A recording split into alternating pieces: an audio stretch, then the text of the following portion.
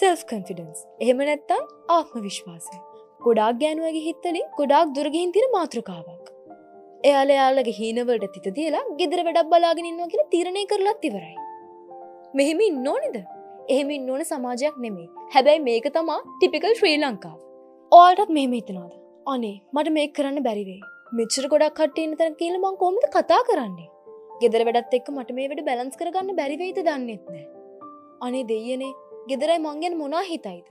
ඔයාලටත් මෙහෙම හිතනව නේද? ඒකට මං ගාව හොඳම විසඳුම තියෙනවා. විශ්වාසය අහිමි වීමට කාරණා ගොඩක් තියෙනවා.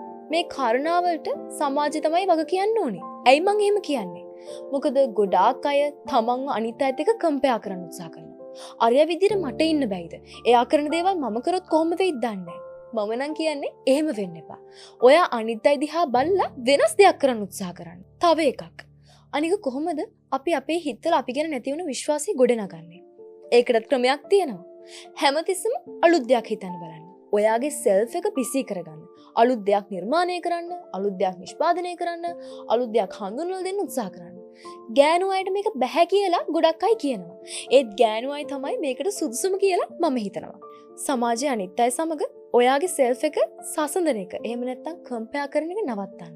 අපි හිතනට වඩා කැපැසිටි එකක් අපේ ඇතුලේ තියෙනවා.